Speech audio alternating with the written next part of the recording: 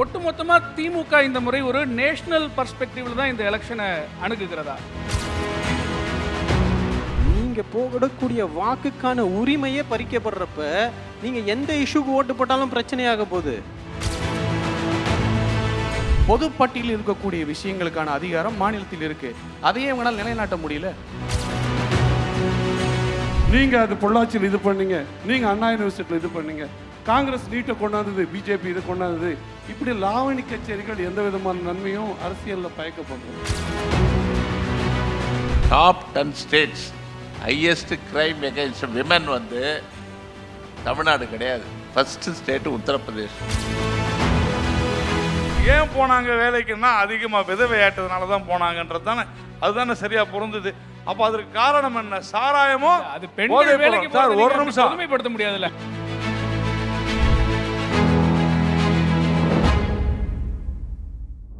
வணக்கம். Vision 2026 politics, prosperity and the people. அரசியல் பலம், தமிழ்நாட்டின் வளம், மக்களின் நலம். யாருடைய கணக்கு இம்முறை கோட்டையை கைப்பற்றும் அப்படிங்கிறது தான் இன்றைக்கு நம்முடைய தலைப்பு. வந்திருக்கக்கூடிய கருத்தாளர்கள் அனைவரையும் வரவேற்கின்றோம். திரு அஃபிசுல்லா, உங்களிடமிருந்து தொடங்க விரும்புகிறேன். முதலமைச்சர் மு.க. ஸ்டாலின் அவர்கள் ஒவ்வொரு முறை பேசும்பொழுதுமே இது தமிழ்நாட்டுக்கும் டெல்லிக்குமான தேர்தல் அப்படிங்கிறத மீண்டும் மீண்டும் சொல்கின்றார். அதே போல் இப்போ தேர்தல் நேரத்தில் டீலிமிட்டேஷன் இஷ்யூவும் வந்திருக்கிறது. அப்போது ஒட்டுமொத்தமாக திமுக இந்த முறை ஒரு நேஷனல் பர்ஸ்பெக்டிவில் தான் இந்த எலெக்ஷனை அணுகுகிறதா? அதுதான் ஸ்ட்ராட்டஜியா? இல்லை, இது நேஷ்னல் பெர்ஸ்பெக்டிவ்னு பார்க்குறத விட தமிழ்நாட்டுக்கான உரிமையாக பார்க்கணும். அதுக்கப்புறம் தான் இது நேஷ்னல் பெர்ஸ்பெக்டிவ்குள்ளே நம்ம போகிறது. ஏன் Delhi versus Tamil Nadu or NDA versus Tamil Nadu அப்படின்ற ஒரு கோஷத்தை நம்ம முன்வைக்கிறோம் அப்படின்னா, இங்கே பெரும்பாலானவர்கள் சொல்கிற ஒரு நரேட்டிவ் என்னவா இருக்குன்னா, இது மாநில தேர்தல் தானே, மாநில சார்ந்த பிரச்சனைகள் தானே பேசணும் அப்படின்னு. அப்போ இங்கே மாநில அரசுக்கான விட தொகுதி சார்ந்த பிரச்சனைகள் ரொம்ப முக்கியம். நான் தான் சொல்கிறேன், மாநிலம்னு ஒன்று இருந்தால் தான், மாநிலத்துக்கான அதிகாரம் இருந்தால் தான் அந்த அரசையே நீங்கள் கொஸ்டின் பண்ண முடியும். இப்போ அந்த அதிகாரத்தை பறிக்கக்கூடிய வேலையை பண்ணிக்கிட்டு இருக்கக்கூடிய பாஜக அரசுக்கு த கோர் ஆஃப் டெமோக்ரஸி, அந்த எலெக்டட் கவர்மெண்ட்டுக்கு கொடுக்க வேண்டிய பவரை பாஜக கொடுக்க மறுக்கிறது. நீங்கள் தேர்ந்தெடுக்கப்பட்ட ஒரு அரசாக இருந்தாலும் நீங்கள் முடிவு பண்ண முடியாது பெரும்பாலான விஷயங்களில். திடீர்னு 2020 ஒரு திட்டத்தை கொண்டு சமகர சிக்ஷான்னு கொண்டு பிஎம் ஸ்ரீயை கட்டாயப்படுத்தி அதை இந்த அரசு ஏற்றுக்கணும். அப்படி ஏற்றுக்கலைன்னா இதுக்கு முன்னாடி கொடுக்கப்பட்டிருந்த நிதியை கூட நாங்கள் கொடுக்க மாட்டோம்னு தேர்ந்தெடுக்கப்பட்ட அரசுக்கு ஒரு திணிப்பு நடக்கும்போது இப்போ அந்த அரசு அந்த பிரச்சனையை பேசணுமா பேசக்கூடாதா அப்படின்ற ஒரு முதல் கட்டத்தில் தான் அதை எடுத்துகிட்டு போகிறோம். இப்போ கல்வி நிதியாக இருக்கட்டும், இல்லை தொடர்ந்து பல விஷயங்கள் மாநில அரசுக்கு இப்போ மும்மொழி கொள்கையை சிபிஎஸ்சியில் தொடங்க சொல்லி ஒரு வாரம் கெடு கொடுத்து ஒரு அறிவுறுத்தலை சிபிஎஸ்சி கொடுத்துருக்குது. அப்போ இந்த சிக்கல்கள் எல்லாம் தமிழ்நாடு அரசு இருந்தாலும் அந்த அரசுடைய அதிகாரத்தை பறிக்கக்கூடிய வேலை. இப்போ நீங்கள் டீலிமிட்டேஷனை பற்றி பேசுனீங்க. இங்கே எல்லாம் நேற்றுலேருந்து பேசப்படுறது ஒரு ஃப்ளாட் 50% ரைஸ் அப்படின்னு. அதை அந்த பில்லை எங்கேயாவது ஒரு இடத்துல சொல்லப்பட்டிருக்கா? ஆனால் பில்ல வேற என்ன சொல்லப்பட்டிருக்குன்னா 2011 சென்சஸின் அடிப்படையில்னு சொல்லியிருக்கு. அப்போ ரெண்டுத்துல எது உண்மை? பில்ல இருக்கிறது உண்மையா, இல்லை பாராளுமன்றத்தில் உறுப்பினர்கள் பேசுறது உண்மையா? இதுதான் பிரச்சனை. அப்போ இவங்களுடைய உத்தரவாதத்தை யார் எடுத்துக்கிறது? ஒரு உதாரணம், காஷ்மீர் மாநில அந்தஸ்தை இவங்க நீக்கிறதுக்கு முன்னாடி அந்த மாநிலத்துடைய ஆளுநராக இருக்கிறவர் ஒரு விஷயத்த சொல்றார். நான் பேசிட்டேன், இந்திய அரசாங்கத்துக்கிட்ட பேசிட்டேன், மாநில அந்தஸ்து நீக்கக்கூடிய எந்த திட்டமும் இல்லைன்னு அன்னைக்கு காஷ்மீருடைய ஆளுநர் கவர்மெண்ட் இல்லாத போது இருந்த அந்த ஆளுநர் ஒரு உத்தரவாதத்தை கொடுக்கிறார். அந்த உத்தரவாதம் மீறப்படுகிறது. அடுத்தது இப்போ எலெக்ஷன் கமிஷன் மேலே குற்றச்சாட்டு, உச்சநீதிமன்றத்தில் பெங்கால் எஸ்ஐஆர் விவகாரம் போயிட்டு இருக்கும்போது நீங்க சொல்ற எல்லா விஷயமும் முக்கியமான பிரச்சனை தான் அப்படிங்கிறதுல எந்த விதமான மறுப்பும் இல்லை. ஆனால் என்னன்னா, இந்த தேர்தல் நேரத்தில் மக்கள் எதுக்காக ஓட்டு போடுறாங்க அப்படிங்கிறத ஒரு விஷயம் இருக்குல்ல. இப்போ நான் ஒரு தொகுதியில் இருக்கிறேன் அப்படின்னா என் தொகுதி சார்ந்த பிரச்சனைகளுக்கு நான் வாக்களிப்பது அப்படிங்கிறது ஒரு மாதிரி. இல்லை ஹோலிஸ்டிக்காக நம்ம தேசியம் சார்ந்த அல்லது மாநிலம் வெர்சஸ் தேசியம் அப்படிங்கிற பிரச்சனைக்காக என் தொகுதியில் நான் வாக்களிக்கிறது அப்படிங்கும்போது அந்த வாக்காளனுடைய பர்பஸ் சர்வ் ஆகுதா அப்படிங்கிறது இல்லையே. நான் அதுதான் சொல்கிறேன், நீங்கள் போகக்கூடிய வாக்குக்கான உரிமையே பறிக்கப்படுறப்ப நீங்கள் எந்த இஷ்யூக்கு ஓட்டு போட்டாலும் பிரச்சனையாக போகுது. நீங்கள் இன்னைக்கு எஜுகேஷனுக்காக ஓட்டு போடுறீங்க, அந்த எஜுகேஷனுக்கான அதிகாரமே மாநில அரசுக்கிட்ட இல்லைன்னா அப்புறம் நீங்கள் அந்த ஓட்டோட வேல்யூ என்ன? இப்போ ஒரு சிஸ்டம் இருக்குது, ஸ்டேட் கவர்மெண்ட்ஸுடைய பவர்னு இருக்குது, ஒரு கன்சல்டேட்டிவ் ஃபெட்ரலிஸ்டிக் கவர்மெண்ட்டாக நம்ம இருக்கணும்னு இந்தியாவுடைய கான்ஸ்டிடியூஷன் சொல்லுது.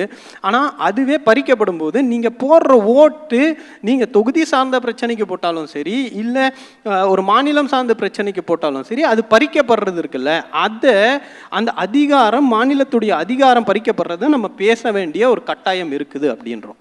திரு கோவை சத்யன், அதிமுகவுக்கு போடக்கூடிய வாக்குகள் பாரதிய ஜனதாவுக்கு தான் வந்து அதிகாரத்தை கொடுக்கும் அப்படின்னு ஒரு நரேட்டிவ் வந்து சொல்றாங்க. இதை நீங்க என்ன நினைக்கிறீங்க? இது சரியா?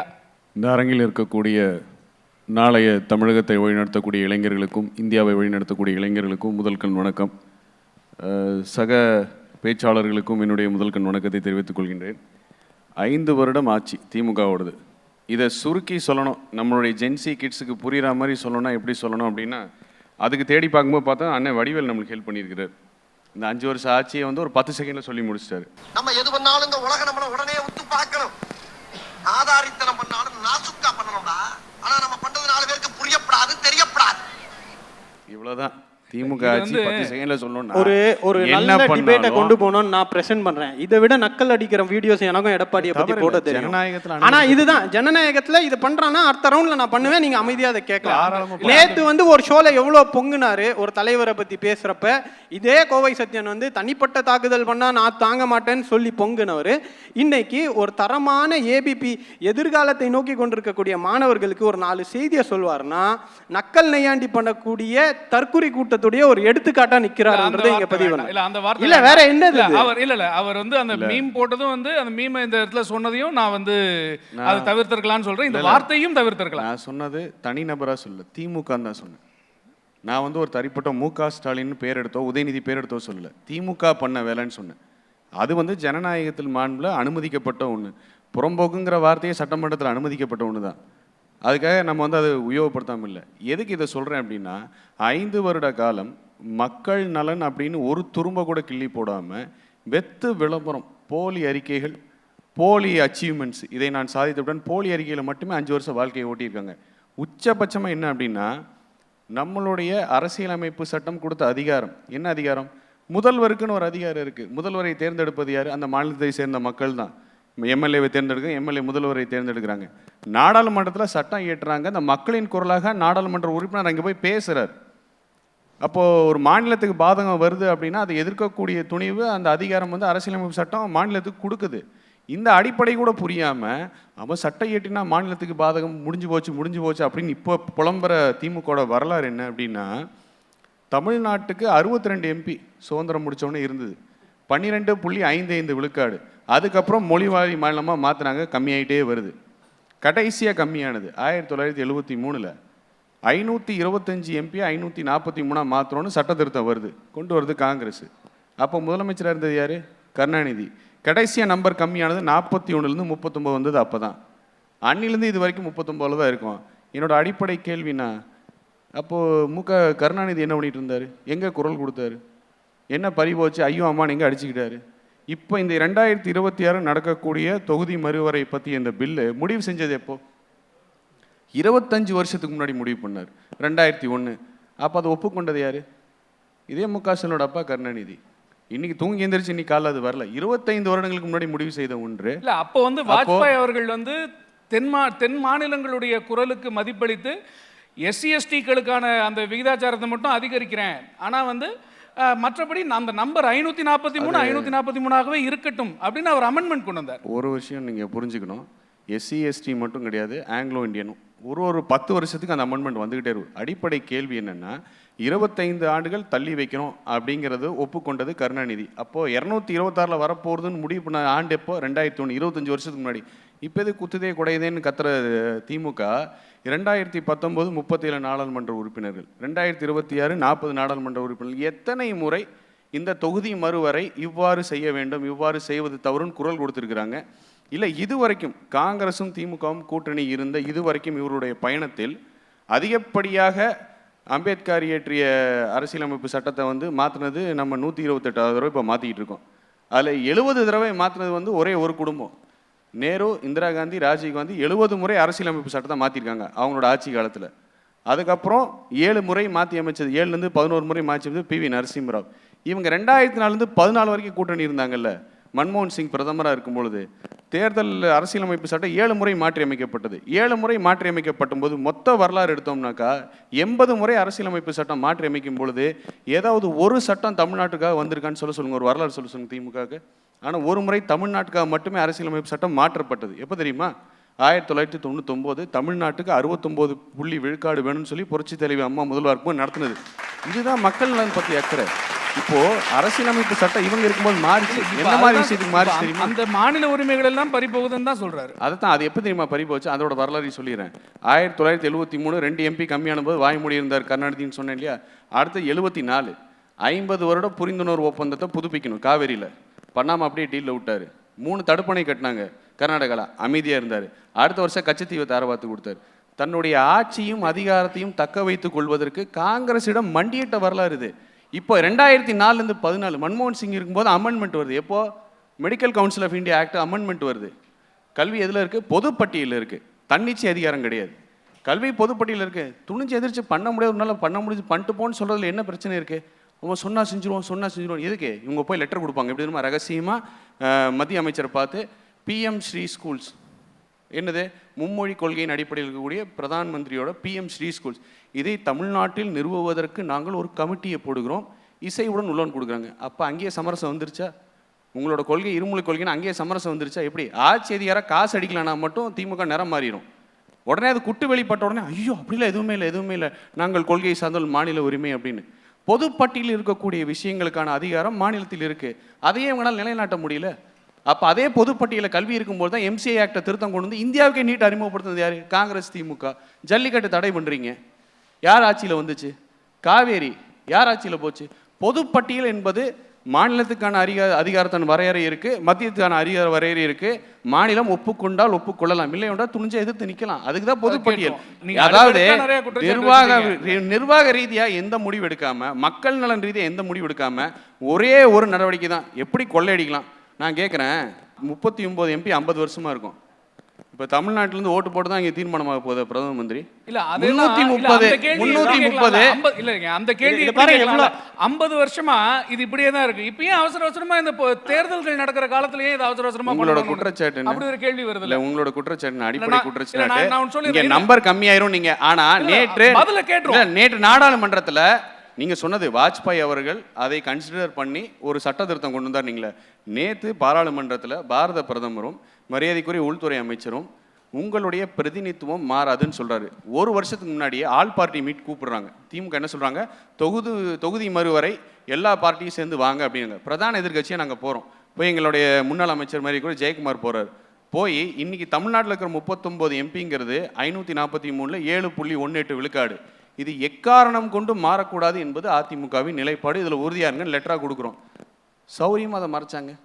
அந்த மீட்டிங் முடித்த உடனே இந்த மீட்டிங்கில் இது நிறைவேற்றப்பட்ட தீர்மானங்கள் போட்டு அதிமுக பிரதான எதிர்கட்சி கொடுத்த பாயிண்டே மறைச்சிட்டாங்க அப்படியே. இன்னைக்கு நேற்றுக்கு அதை தானே மரியாதைக்குரிய உள்துறை அமைச்சர் சொல்றாரு. தமிழகத்தில் இருக்கிற 7.18 மாறாதுங்களா? ஏன் அரசியல் பண்றீங்க அதுல? ஆனா இவர் ஒரு விஷயத்தை நேர்மையா ஒத்துக்கிறார். சொல்லும்போது பாஜக அப்படிதாங்க செய்யும், மாநில அரசுக்கு உரிமை இருக்குல்ல, அதுதான் அவருடைய என்டையர் ஸ்பீச்ல. பாஜக அப்படிதான் உரிமையை மீற வைக்கும். ஆனா ஓட்டு போட்டு மக்கள் என்ன சொல்றாங்க? காங்கிரஸ் பண்ற வரைக்கும் அமைதியா இருந்தீங்க, வாயே திறக்கல.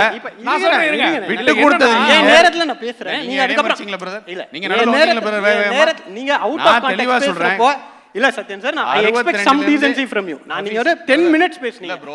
10 மினிட்ஸ் நான் டைம் வாட்ச் பண்ணிக்கிட்டே இருந்தேன். 10 மினிட்ஸ் அதாவது இந்த இத பாருங்க, இந்த புரோட்டா சூரி கல்லாட்டலாம் வேணாம், நான் முடிச்சிடுறேன், நீங்க உங்க நேரத்துல பதில் சொல்லுங்க. நான் பேசுறேன், மொத்தமா பேசுறேன் சார். இல்ல திரு அபிஷேக் நீங்க பேசுனீங்க, நான் பொறுமையா கேட்டேன். ஒண்ணு இல்ல, சிம்பிள் தான். நானும் இந்த கேள்வி வச்சிரேன், மொத்தமா பதில் சொல்லிருங்க. எடப்பாடி பழனிசாமி அவர்கள் சிஎம்மா இருக்கும்போது 7.5% வந்து எப்படி கொண்டு வந்தாரு? மாநில உரிமைகளை பயன்படுத்தி ஒரு தீர்மானம் போட்டு தானே கொண்டு வந்தாங்க. அந்த மாதிரி பல விஷயங்களுக்கு திமுக பண்ணிருக்கலாமே சார், மாநில உரிமைகள் பறி போகும்போது. ஃபர்ஸ்ட் நான் சொல்றேன், இவர் சொல்லும்போது நீட் கொண்டு வந்தது யார்? இப்போ மாநில அரசுக்குன்னு ஒரு உரிமை இருக்குல்ல, அதை வச்சு எதிர்க்க வேண்டியதானே அப்படின்னு. அதை எதிர்க்கிறப்ப அதிமுக யார் பக்கம் நிற்கிதுன்ற கேள்வி தான். இப்போ அவர் சொன்னார் 50% ப்ரோ ரேட்டான்னு. நான் அதுக்கு தான் முதல் தடவையில் சொன்னேன், இவர்கள் கொடுக்கக்கூடிய எந்த உத்தரவாதத்தையும் நிறைவேற்றினதே கிடையாது. அப்போ அப்படிப்பட்டவர்கள் பில்லில் கொண்டு வாங்கன்னா அதை பற்றி வாயிலேயே வடை சுட்டுக்கிட்டு இருக்காங்களே தவிர அதை பற்றி பேசுறது கிடையாது. ஏன் சார், பில்லில் பாப்புலேஷன் சென்சஸ் அடிப்படையில்னு இருக்குது 2011 சென்சஸ்னு, அதை கன்வீனியண்ட்டாக மறைச்சிட்டு 50% இன்க்ரீஸ் பண்ணுறோன்னு பில்லில் இல்லாத ஒரு விஷயத்தை நம்ம நம்பணுமா? அது பாஜக செய்யுமா? அப்படி எதிர்த்து திமுக கேள்வி கேட்டாலும் அதான் அதிகாரம் இருக்குல்ல, கடந்து போங்க. இன்னொரு விஷயத்த பேசும்போது சொன்னார், இவ்வளோ நாளாக தமிழ்நாடு போட்டு தான் ஆட்சியில் இருக்காங்களா, அப்போ சீட்டு போனால் போகுதுன்ற தொனியில் அவர் பேசினார். அப்படிப்பட்ட மனநிலையில் இந்த பிரச்சனையை அதிமுக அணுகுது. அப்போ இவங்க தமிழ்நாட்டுடைய உரிமைகளை இன்னைக்கு கூட விட்டு தர தயாரா இருக்காங்க. உடனே 62 கம்பேர் பண்ண மദ്രാസ് மாகாணத்தோட மദ്രാസ് மாகாணத்தோட நான் என்ன சொன்னேன், 62 எம்பி இருந்து 62 எம்பி 39 வரும்போது வேடிக்கை பாத்தீங்க. அவ்வளவுதான், விட்டுருங்க. 62 இருந்து 39 வர வரைக்கும் வேடிக்கை பாத்தீங்க. அப்போ உங்க உரிமை விட்டு போகலையா? எங்க குரல் கொடுத்தீங்கன்னு கேக்குறேன். இருங்க, நான் கேக்குறேன். அதாவது ஒரு பொலிட்டிக்கல் நாலேஜ் இருக்கிறவங்க, நான் முடிக்கிறேன். இல்ல இதுக்கு மட்டும் 62ன்றது மദ്രാஸ் மாகாணம். ஒரு பொலிட்டிக்கல் சென்ஸ் இருக்கிறவங்க, ஒரு லார்ஜர் ஸ்டேட்டு மொழிவாளி மாநிலமா மாறுறப்போ சீட்டு குறையும். ஆனா அதுல எங்க உரிமை பாதிக்கப்படல. அப்ப எப்படி நயவஞ்சகத்தனமா ஒரு பொய்ய கொண்டு வந்து 62 மദ്രാஸ் மாகாணத்துல 1973 முதல்வர் கருணாநிதி 525 மாறும்போது என்ன குரல் கொடுத்தார்? 62 39 இறங்குது, என்ன குரல் கொடுத்தார்? 62 ஃபர்ஸ்ட் நீங்க சொன்னீங்க, அது மாட்ன உடனே பதட்டப்படாதீங்க. நானே சொன்னேன் மொழிவாரி மாநிலமா மாத்தும்போது கம்மியாச்சுன்னு சொன்னேன். 62ல 49 இருந்து 39 வரும்போது கருணாநிதி எங்க குரல் கொடுத்தாருன்னு கேட்டேன். சத்யன் சார், கொஞ்சம் பதில் கேட்கறதுக்கு பேஷன்ஸ் வைங்க. பேஷன்ஸ் வைங்க பிரதர். போய் நான் இது வரைக்கும் நீங்க பேசுங்க. பேஷன்ஸ் ஹபீஸ் போய் சொல்றாரு சொல்லிர முடியல. நான் இதுக்கான பதில பேஷன்ஸ் பதில் சத்யனோட சத்யன் திரு அபிஸ்ல ஒரு நிமிஷம் நான் பேசுறேன். ஆனா பதில் கேட்க தயாரா இல்லனா தரவுகளோட பேசுறேன்.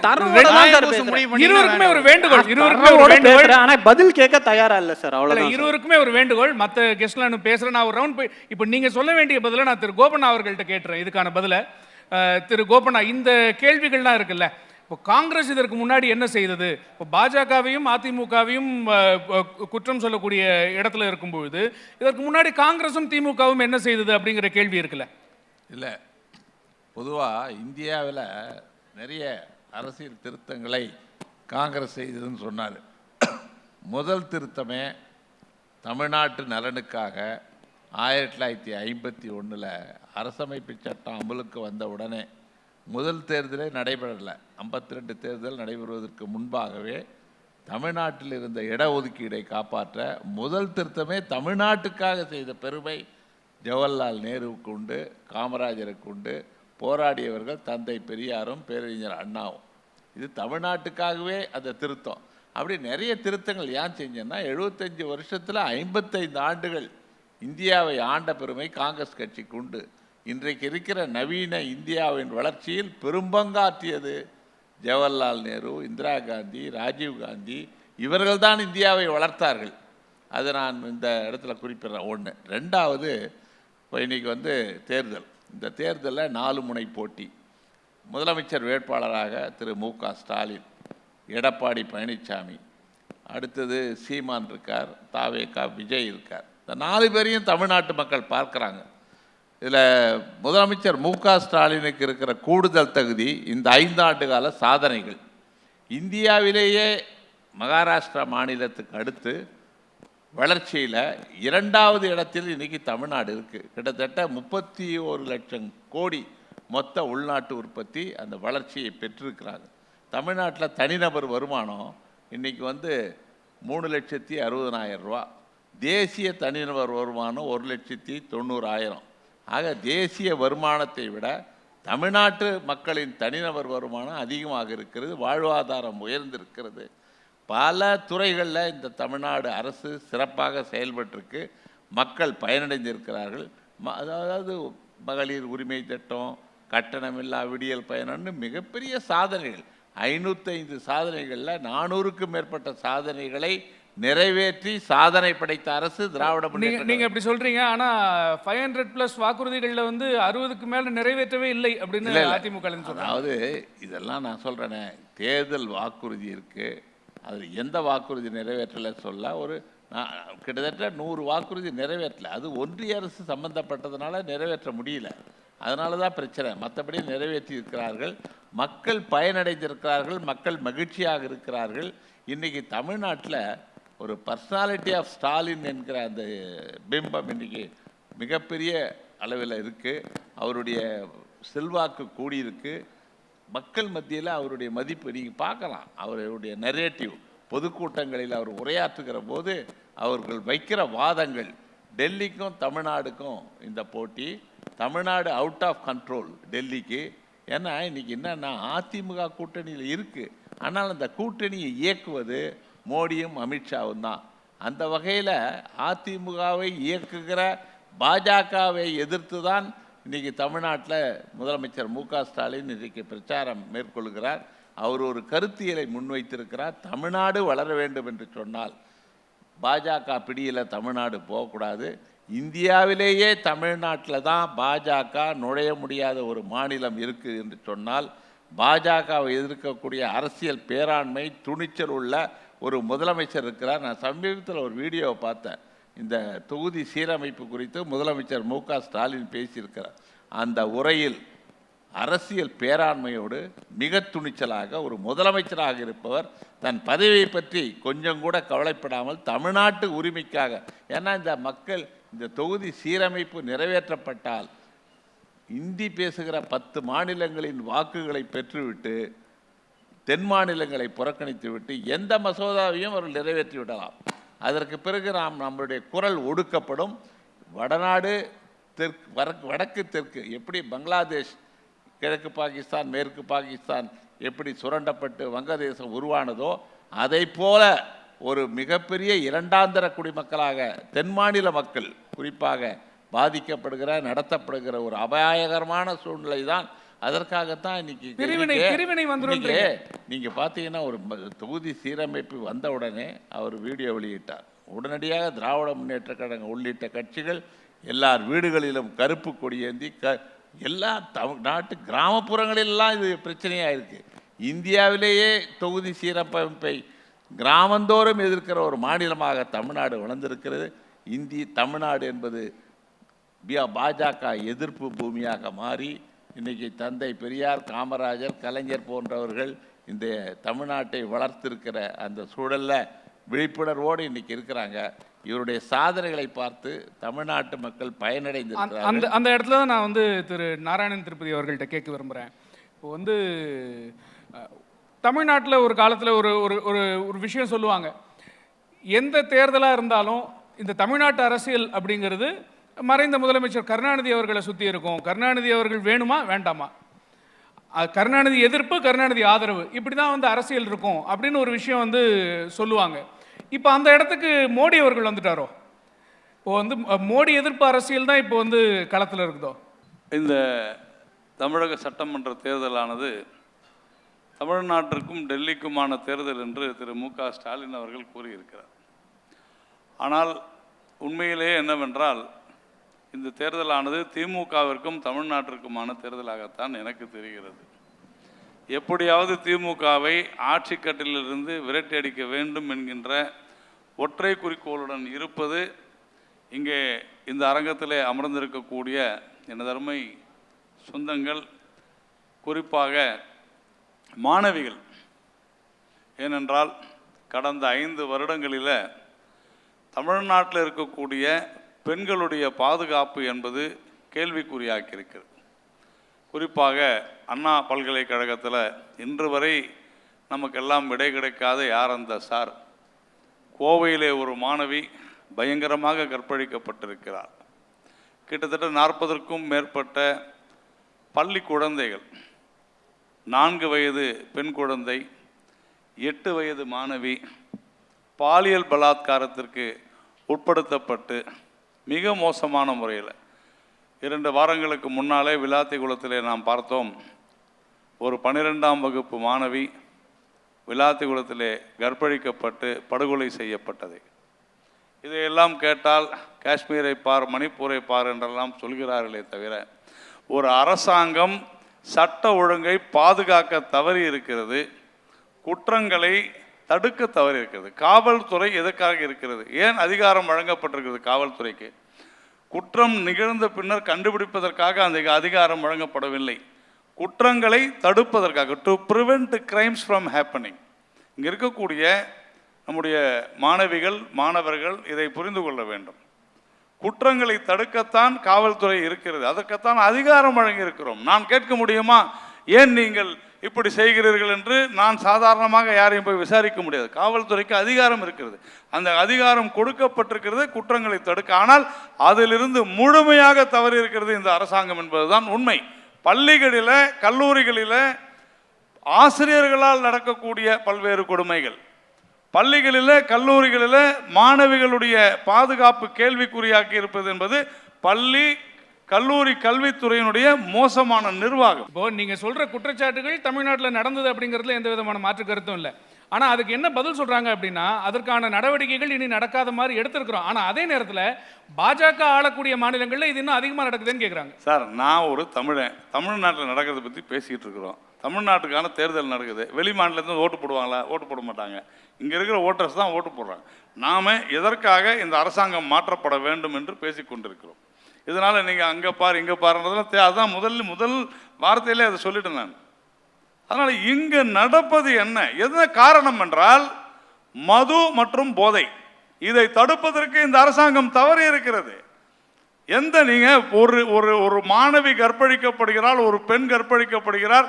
2 வயது மாணவியிலிருந்து குழந்தையிலிருந்து 80 வயது பெண்மணி வரையிலும் கற்பழிக்கப்படுகிறார்கள். காரணம் என்ன? நீங்கள் போய் எஃப்ஐஆர்ல பாருங்க. நாராயணன் சொல்ல தேவையில்லை, ஏபிபி நாடு உங்களுடைய இதில் சொல்ல தேவையில்லை. ஆனால் காவல்துறையினுடைய மாநில அரசு முதலமைச்சர் வசம் இருக்கக்கூடிய காவல்துறையினுடைய முதல் தகவல் அறிக்கை எஃப்ஐஆர்ல சொல்லுது, இந்த குற்றம் நடந்த போது அந்த நபர் மது போதையிலே இருந்தான், அந்த நபர் போதை பொருள் உட்கொண்டிருந்த காரணத்தினாலன்னு. உண்மையா இல்லையா? இங்க இருக்கக்கூடிய யாராவது சொல்லுங்க இல்லைன்னு சொல்லி. இது நடக்கிறது காரணம் என்ன? இது சமூக அவலம்ன்றாங்க. இதை கேட்டால் நம்முடைய பாராளுமன்ற உறுப்பினர் கனிமொழி அவங்க சொல்றாங்க, இது ஒரு சமூக அவலம், எல்லாருக்கும் பொறுப்பு இருக்கு. இப்படிதான் பதில் வருமா ஒரு பெண்மணியிடமிருந்து? இதே கனிமொழி அவர்கள் எதிர்க்கட்சியாக இருந்த பொழுது என்ன சொன்னார்? இந்த தமிழ்நாட்டில் தான் இந்தியாவிலேயே அதிக இளம் விதவைகள் இருக்கிறார்கள் சொன்னாங்களா இல்லையா? அதே கனிமொழி ஆட்சிக்கு வந்த பிறகு சொல்றாங்க, திமுக ஆட்சிக்கு வந்த பிறகு என்ன சொல்றாங்க தெரியுமா? 40 விழுக்காடு பெண்கள் இங்கே வேலைக்கு செல்கிறார்கள். எந்த கனிமொழி? அதிக விதவைகள் இருக்கிறார்கள். ஏன் போனாங்க வேலைக்குன்னா, அதிகமாக விதவையாட்டதுனால தான் போனாங்கன்றது தானே, அதுதானே சரியா பொருந்தது. அப்ப அதற்கு காரணம் என்ன? சாராயமோ அது பெண்கள் வேலைக்கு போறது ஒரு நிமிஷம் பொதுமைப்படுத்த முடியாதுல்ல. இல்லைங்க, ஏன் நான் நேரடியாக குற்றம் சாட்டுகிறேன். இங்கு நீங்க இந்த பெண்கள் எல்லோருமே எப்படிப்பட்ட பெண்கள் வேலைக்கு போறாங்க தெரியுமா? என்ன மாதிரியான வேலைகள் தெரியுமா? என்கிட்ட தரவுகள் இருக்கு, நான் தரேன் உங்களுக்கு. முழுக்க முழுக்க லேபர் சென்சிட்டிவ். அது லேபர் வேலைக்கு செல்பவர்கள் தான். அங்கே இந்த பெண்கள் அந்த வீட்டில் இருக்கக்கூடிய கணவன்மார்கள் அவர்களால் பொருளிட்ட முடியவில்லை, இல்லை கணவர்கள் இல்லை என்கிற காரணத்தினால் தள்ளப்படுகிறார்கள் என்பதுதான் உண்மை. நான் உங்களுக்கு அதுக்குண்டான ஆய்வுகளை தருகிறேன். இல்லை என்று நீங்கள் மறுத்தால் அது நீங்கள் மறுங்க, ஒன்றும் பிரச்சனை இல்லை. ஏன் சொல்கிறேன் என்றால், இந்த அளவிற்கு 5 வருடங்களில் சட்ட ஒழுங்கை சீர்கெடுத்து விட்டு, ஆளத் தெரியாமல் ஆண்டு விட்டு, உண்மையிலேயே ஒரு வெட்கக்கேடான விஷயம், நம்முடைய குழந்தைகளுக்கு நம்மால் பாதுகாப்பு கொடுக்க முடியவில்லை என்பது.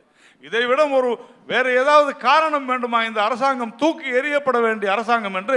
அதனால்தான் நான் சொல்கிறேன், இந்த தேர்தலானது திமுக வர்சஸ் தமிழ்நாடு, குறிப்பாக திமுக வர்சஸ் தமிழ்நாட்டு பெண்கள், இவர்களுக்காக இதற்காகத்தான் நடைபெறுகிற தேர்தல். இதுல மிக முக்கியமானது கடைசியா ஒரே ஒரு பாயிண்ட் தான், இந்த டீலிமிட்டேஷன், தொகுதி மறுவரையறை வரும்பொழுது சார் 2000 சத்யன் சொன்னார், அவர் சொன்னது 100% உண்மை. 2001 25 வருடங்கள் கழித்து இந்த டீலிமிட்டேஷன் தொகுதி மறுவரையை செய்ய வேண்டும் என்று முடிவெடுக்கிறார்கள். யார் முடிவெடுக்கிறார்கள்? திமுக அங்கம் வகித்த பாரதிய ஜனதா கூட்டணி ஆட்சியில். கரெக்டா இல்லையா? அப்போ 2005 மறுபடியும் இதை கொண்டு வருகிறார்கள். விமென்ஸ் ரிசர்வேஷன் பில்லையும் இந்த டீலிமிட்டேஷனையும். மன்மோகன் சிங் அவர்கள் பிரதமராக இருந்த பொழுது அன்றைக்கு உங்களுடைய நிலைப்பாடு என்ன? உங்களுடைய சமாஜ்வாடி கட்சி கூட்டணி கட்சி முடியாது என்று சொன்னதனால் கீழே போட்டு விட்டீர்கள். மகளிருக்கு இடஒதுக்கீடு கொடுக்க மறுத்தீர்கள். அன்றைக்கு பாஜக என்ன சொல்லுச்சு? நாங்க ஆதரவு கொடுக்கிறோம்னு சொன்னாங்க. மரியாதைக்குரிய அத்வானி அவர்கள் என்ன சொன்னார் என்று படித்து பாருங்கள். இன்னைக்கு இப்போ 6 மாதம் முன்னால் என்ன சொன்னாங்க? எப்படி நீங்கள் தொகுதி மறுவரை செய்ய போகிறீர்கள் என்று பிரதமரும் அமித்ஷாவும் சொல்ல வேண்டும். ஒரு சீட்டு கூட ப்ரொபோர்ஷனேட்டா குறையக்கூடாது தமிழ்நாட்டுக்குன்னு சொன்னாங்களா இல்லையா? இன்னைக்கு பாராளுமன்றத்தில் நம்முடைய மரியாதைக்குரிய உள்துறை அமைச்சரும் நம்முடைய மரியாதைக்குரிய பிரதமரும் ஒரு சீட்டு கூட குறையாது. இன்னும் சொல்ல போனால் தமிழகத்திற்கு ஒரு சீட்டு அதிகமாகின்ற போது ஐயோ நாங்கள் ஏற்க மாட்டோம் என்று சொல்வது திராவிட முன்னேற்ற கழகம் பெண்களுக்கு எதிரான பெண்களுக்குரிய இடஒதுக்கீட்டிற்கு எதிரான ஒரு கட்சி, பெண்களுக்கு எதிரான கட்சி. அதனால் இந்த அரசாங்கம், இந்த திமுக ஆட்சி தூக்கி எறியப்படும். ஓட்டு போட்டோமா? 2023 கொண்டு வந்தது என்ன? அதுக்கு ஆதரவு தந்தோம்ல. இப்பயும் உமன் ரிசர்வேஷன் பில் தனியா கொண்டு வாங்க, நாங்க ஆதரவு தரோம். இதுதான் பாஜகவுடைய திருட்டுத்தனம்ன்றோம். எதோட முடிச்சு போடுறது? நீங்க திருட்டுத்தனம்ன்ற வார்த்தையை சொன்னதனால சொல்றேன். உங்களை போன்று இந்த நாட்டினுடைய பெண்களின் மானத்தை திருடியவர்கள் யாரும் கிடையாது. பாஜக வழக்குல சிக்கினவங்க பாதி பேர், வழக்குல சிக்கின பாக்ஸோல பாதி பேர் பாஜக காரங்க தான் சிக்கிருக்காங்க. எத்தனை வழக்குகள் நாடு முழுக்க பாஜகவுடைய தலைமை நிலையங்கள்ல பெண்களை கற்பழித்துக் கொண்டிருக்கிறார்கள். நீங்க தமிழ்நாட்டு பெண்களுக்கு மட்டும் ஆட்சி செய்யல மோடி, இந்தியாவில் இருக்கக்கூடிய ஒட்டுமொத்த பெண்களுக்கும் ஆட்சி செஞ்சுக்கிட்டு இருக்காரு. அந்த பொறுப்புணர்வோடு அவர்களும் பெண்கள் தான், இவங்களும் பெண்கள் தான். ஆனா இவங்க விவகாரத்துல முதல்வர் அவர்கள் பொறுப்பெடுக்கிறார், தண்டனை வாங்கி தரார். ஈவ்டி சிங் சார்ந்த விவகாரத்துல தண்டனைகளை அதிகமாக்கி இருக்கிறாங்க. அப்ப இந்த இப்ப சொன்னீங்க நீங்க ஏதோ 40% லேபர் பார்ட்டிசிபேஷன் விதவைகள், இதை விட தமிழ்நாட்டு பெண்களை கொச்சப்படுத்த முடியாது. இந்த அரங்கத்தில் சுமார் பாதிக்கு அதிகமாக பெண்கள் மாணவர்கள் இருக்கிறாங்க. இவங்க எல்லாம் படிச்சுட்டு வேலைக்கு போறதுக்கு, கார்ப்பரேட்ல வர்றதுக்கு, இன்னைக்கு இருக்கக்கூடிய ஜேர்னலிஸ்ட் ஏபிபி நாடு நிர்வாகம் எடுத்துக்கோங்க, அதுல நான் இன்னைக்கு சந்திச்சது 3 பெண் ஜேர்னலிஸ்ட். அப்ப பெண்கள் ஏதோ விதவையானதுனாலையும் அவங்களுக்கு வேற வழி இல்லாம லேபர் ஒர்க்கு போறாங்கன்னு தமிழ்நாட்டுடைய பெண்களை கொச்சைப்படுத்துவது பாஜகவுடைய அவங்களுடைய அரசியலை காட்டுது. இங்க இருக்கக்கூடிய நாளைக்கு ஒரு மிகப்பெரிய எடிட்டரா வர போறவங்க அவங்க தான் they represent the women of Tamil Nadu.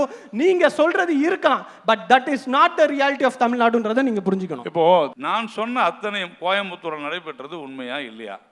நான் திரு மு.க. ஸ்டாலின் அவர்களே சொல்றார், நான் நடவடிக்கை எடுத்திருக்கிறேன், நடவடிக்கை எடுக்கலன்னு நான் சொல்லவே இல்லை. அண்ணா பல்கலைக்கழகத்தில் நடந்த விஷயத்தில் ஞானசேகரன் நபர் கைது செய்யப்பட்டார். ஆனால் அதற்கு முன்னால் அவரை காப்பாற்றக்கூடிய விஷயங்கள் எவ்வளவு நடந்தது. திரு அண்ணாமலை அவர்கள் பேசிய பிறகுதான் அந்த கைது நடைபெற்றது. உண்டா இல்லையா? உண்டா இல்லையா சொல்லுங்க. ஏபிபி நாடு நான் உங்களுக்கு காமிக்கணுமா? ஏபிபி நாடுல வந்த செய்தி நான் காமிக்கணுமா? அப்படி நான் என்ன கேட்கிறேன் சார், நான் கேட்கறது ஒரே விஷயம் தான் சார். என்னுடைய ஆர்குமெண்ட் ஒண்ணுதான்.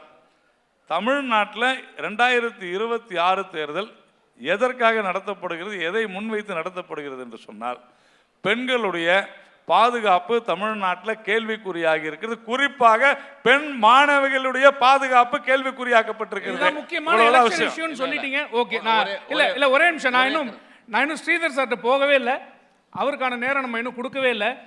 திரு ஸ்ரீதர், நேரடியாக நீங்கள் சொல்ல வேண்டியதை சொல்றதுக்கு முன்னாடி நான் நேரடியாக உங்களுக்கான கேள்வியும் சொல்லிடுறேன். ஒரு 15 ஆண்டுகளாக ஒரு கட்சி தொடர்ந்து கூட்டணி வேண்டாம் அப்படின்னு சொல்லிட்டு நிற்கிறதுக்கு ஒரு பெரிய உறுதி வேணும் அப்படிங்கிறதுல எந்த விதமான மாற்று கருத்தும் இல்லை.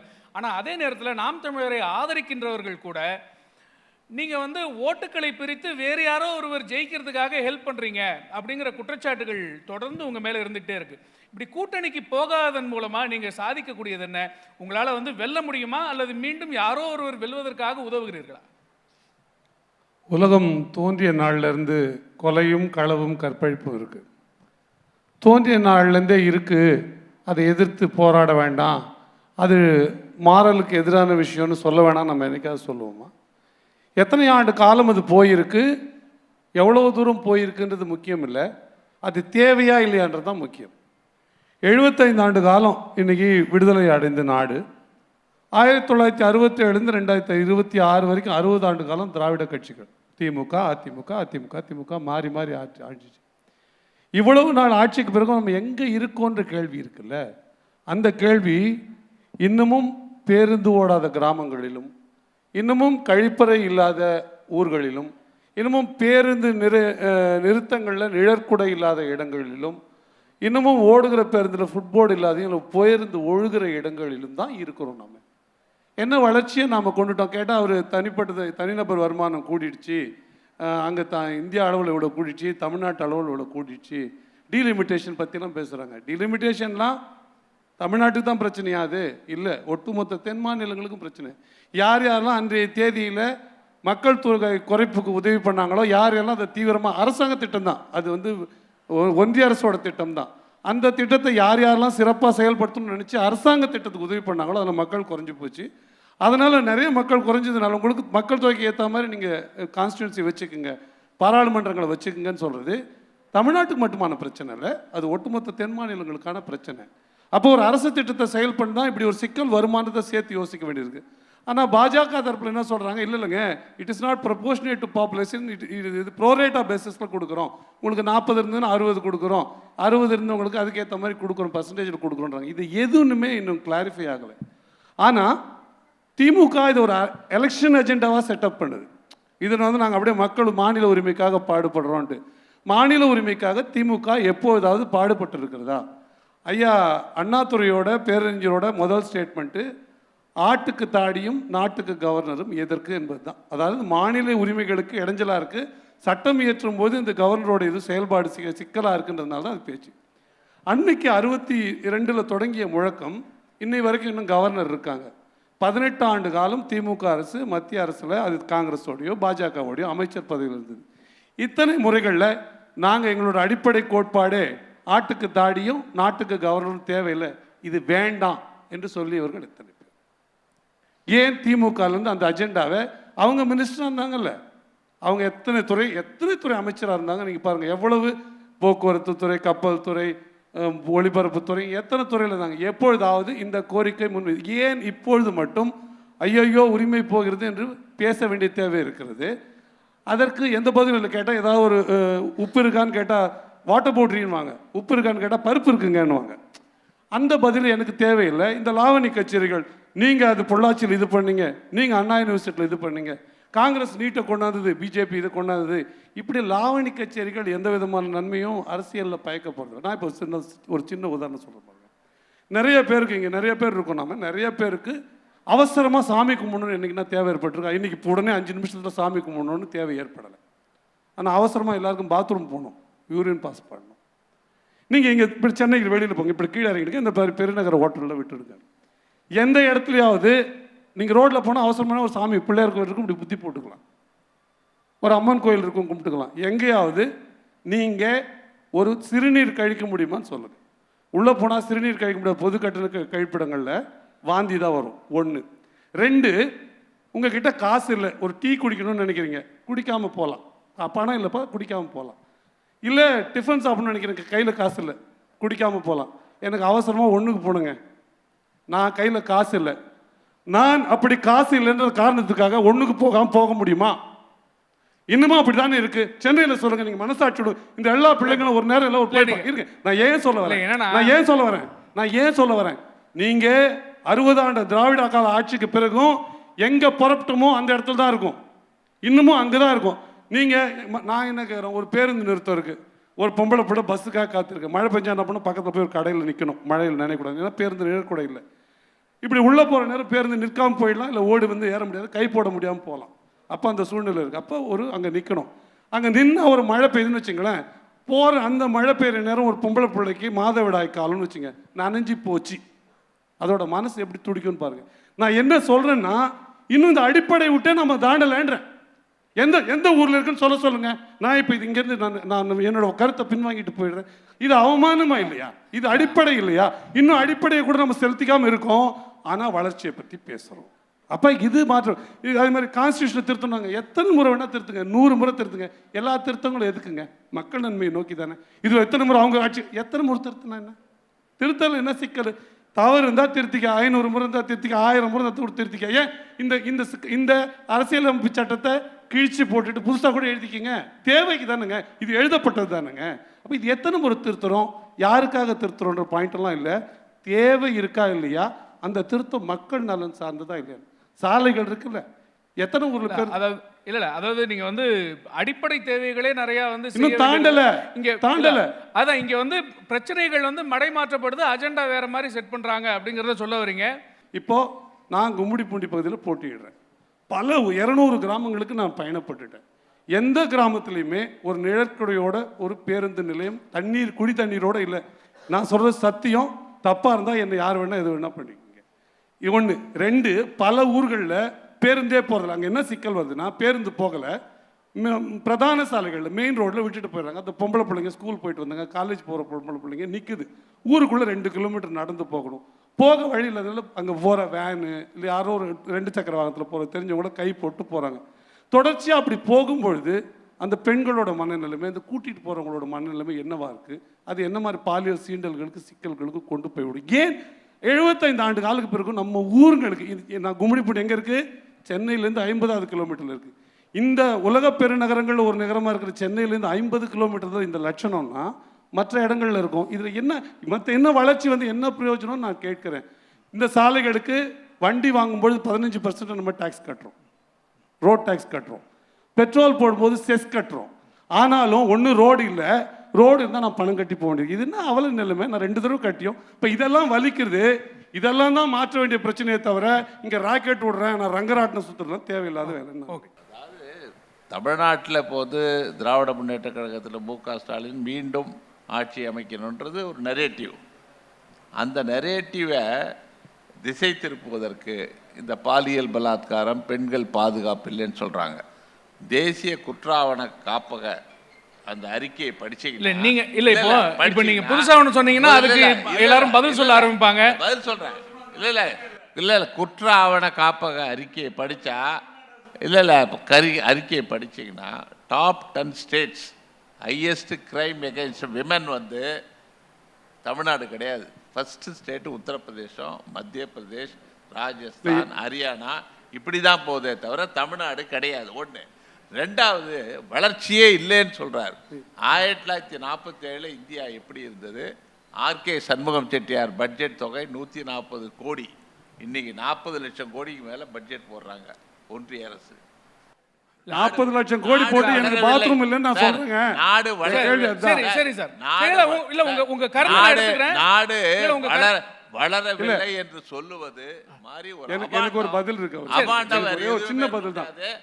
நாம் தமிழர் கட்சியை பொறுத்தவரை அதாவது நடைமுறை சாத்தியம் இல்லாத கருத்துக்கள், நிறைவேற்ற முடியாத கருத்துக்கள். அதனால அவங்க என்னன்னா ஒவ்வொரு தேர்தலையும் நின்று தோற்பதற்காகவே ஒரு கட்சி நடத்துறவங்க நாம் தமிழர். இல்ல அவங்க அதை பயிற்சின்னு சொல்றாங்க, அதை விட்டுருங்க. இல்ல சார் இல்ல கொஞ்சம் இல்ல நம்ம எல்லாத்தையும் ஒரு குயிக்கா ஒரே நிறைவு கருத்து கேட்டு முடிச்சுக்கலாம். ஏமாற்றுவதற்காக, மக்களை ஏமாற்றுவதற்காக பணம் கொடுத்து ஜெயிப்பது தான் சரினா நாங்கள் பணம் கொடுக்காமல் தோற்கவே தயாரா. சரி நிறைவு கருத்து குயிக்கா. மின்னுவதெல்லாம் பொண்ணல்ல, அதுக்கு யாருக்கு பொருந்தா? திமுகவுக்கு தான் சரிவா பொருந்தும். இங்கே தமிழ்நாடு 2வது மிகப்பெரிய பொருளாதார மாநிலமாக மாறிய ஆண்டு வந்து அனைத்து இந்திய அண்ணா திராவிட முன்னேற்ற கழகம் புரட்சி தலைவி அம்மாவோட ஆட்சி காலத்திலே எட்டியாச்சு. மு.க. ஸ்டாலின் முதல்வராக வந்ததுக்கப்புறம் தான் அது நடக்கலை. இங்கே நடக்கக்கூடிய அனைத்து வளர்ச்சி திட்டங்களும் மனித வளத்திலேருந்து சரி, தொழில் வளத்திலேருந்து எல்லாத்துக்குமே வந்து விதை போட்டு அதை வளர்த்தது அதிமுக. அதை அறுவடை பண்ணுறது திமுக. ஸ்டிக்கர் ஒட்டி வழக்கம் போல் இதுதான் நடந்துகிட்டு இருக்கு இப்போதைக்கு. 32 காலம் ஆட்சி கட்சியை இயக்கம் ஆரம்பித்த 50 ஆண்டில் அதிமுக கொண்டு வந்த திட்டங்களில் ஒரு திட்டத்திலேயோட பயனாளி தான் இப்போது. சுருக்கமாக சொல்லி முடிக்கணும்னா, இப்போ டிபேட்டில் திமுக காங்கிரஸ் கூட்டணி என்பது எது சரியாக பொருந்துன்னா, ஒருத்தர் தமிழின துரோகி, இன்னொருத்தர் தமிழின விரோதி. மக்கள் தொடர்ந்து வளர்ச்சியை நோக்கி போயிட்டு இருக்காங்க. இன்னைக்கு கிட்டத்தட்ட 12 லட்சம் கல்லூரி மாணவிகளுக்கு வந்து மாதம் 1000 ரூபா கிடைக்குது. மகளிர் உரிமை தொகையின் மூலமாக 1 கோடியே 15 லட்சம் பேருக்கு வந்து 30 லட்சம் பேருக்கு வந்து மாதம் 1000 ரூபா போகுது. தொடர்ந்து வளர்ந்துக்கிட்டு இருக்கோம். 11% growth இதுக்கு முன்னாடி தமிழ்நாடு வந்ததே கிடையாது. முத்துவேல் கருணாநிதி ஸ்டாலின் அவர்களுடைய ஆட்சியில் தான் வந்திருக்கு. அந்த டேட்டாவை கொடுத்தது ஒன்றிய பாஜக அரசு தான். இப்போ இவ்வளோ வளர்ச்சியை இந்த மாநிலம் கண்டிருக்கு. பேசும்போது சொன்னார், எஸ் அண்ணாமலை சொன்னதுக்கு அப்புறம் தான் 2017 2017 இந்தியாவோட ஜிடிபி 4.3, எடப்பாடியார் முதல்வர் இருக்கும்போது தமிழ்நாடோட ஜிடிபி 8.6. 11% இரண்டாவது மிகப்பெரிய எக்கனாமி 11% வந்தாச்சு. இருக்கேன். இல்ல, என்ன உங்க சொல்றது? இல்ல, வரல. மறுபடியும் நம்ம இப்ப debate குள்ள கடைசி போக வேணாம். நேரத்திலே எப்படி திரு இருக்கு? நாராயணன் மச்சான், அடுத்து சத்தியம் பேச போறாரு, அவர் சேர்த்து பதற்றப்படுறீங்க சொல்லுங்க. சத்தியன். ஒரு கருத்து மக்கள் கிட்ட போய் சேரட்டும். இங்க வந்து பெண்களுடைய கல்வியில இன்வெஸ்ட் பண்ணியிருக்கோம், பல திட்டங்களை முதல் முறையா இந்த நாட்டுக்கே இன்ட்ரடியூஸ் பண்ணியிருக்கோம். விட்டா காலை உணவு திட்டம் கூட பாஜக தான் கொண்டு வந்துச்சு, அதிமுக தான் கொண்டு வந்துச்சு. 1000 ரூபாய் திட்டமும் காலை உணவு திட்டம் அடிக்கல் நாட்டினது அதிமுக. 1000 ரூபாய்க்கு அடிக்கல் நாட்டினது அதிமுக. விடியல் மகளிர் பயணம் திட்டம் கொடுத்தது அதிமுக. சொல்லிக்கோங்க சார், எல்லாமே அதிமுக செஞ்சதுன்றதை நீங்களே சொல்லிட்டு போங்க. இந்த மாணவர்களையோ மக்களையோ அவ்வளோ எளிமையா ஏமாற்ற முடியாது. உங்களுடைய எடப்பாடி பழனிசாமி உடைய நாள். சத்யன் அமைதியா இருங்க. சத்யன் அமைதியா இருங்க. சத்யன் நம்ம முடிச்சிடலாம். எல்லாத்துக்கும் இந்த பாஜகவும் அதிமுக இப்படியே குறுக்கீடு செய்கிறாங்க. இங்கே இருக்கக்கூடிய மாணவர்களுக்கு தெரியும் யார் சரியான நிலையான ஆட்சியை, தமிழ்நாட்டுக்கு முன்னேற்றமான ஒரு ஆட்சியை தர முடியும் அப்படின்றத அவர்களுக்கு தெரியும். யார் வளர்ச்சி கொடுத்துருக்காங்கன்றது தெரியும். அது தொடரணுன்றதான் தமிழ்நாடு விரும்புது. இன்னைக்கு டபுள் டிஜிட் குரோத்துன்றாங்க. சத்தீஸ்கரில் கூட டபுள் டிஜிட் குரோத் தான், ஆந்திர பிரதேசம் டபுள் டிஜிட் குரோத் தான். சும்மா தேவையில்லாத நாங்கள் தான் டபுள் டிஜிட் குரோத்தெல்லாம் தவறு. என்னை பொறுத்தவரையில் 4 மாநிலங்கள், கடல் உள்ள மாநிலங்கள், துறைமுகங்கள், அதாவது மகாராஷ்டிரா, குஜராத்து, நம்முடைய தமிழகம், இன்னொரு ஸ்டேட் ஆந்திரா வச்சுங்க. இப்போது இதில் ஆந்திரா அண்டு மகாராஷ்டிரா மிகப்பெரிய முன்னேற்றத்தை கண்டிருக்கின்றன. தமிழ்நாடு இதை முன்னேற்ற தவறிவிட்டது என்பதுதான் எங்களுடைய குற்றச்சாட்டு. மேலும் செய்ய வேண்டும் யார் வந்தாலும். அதுக்கான பதில் ஏற்கனவே ஹபீசுல்லா அவர்கள் சொல்லிட்டாரு. வந்திருந்த அனைத்து கருத்துரையாளர்களுக்கும் மிக்க நன்றி.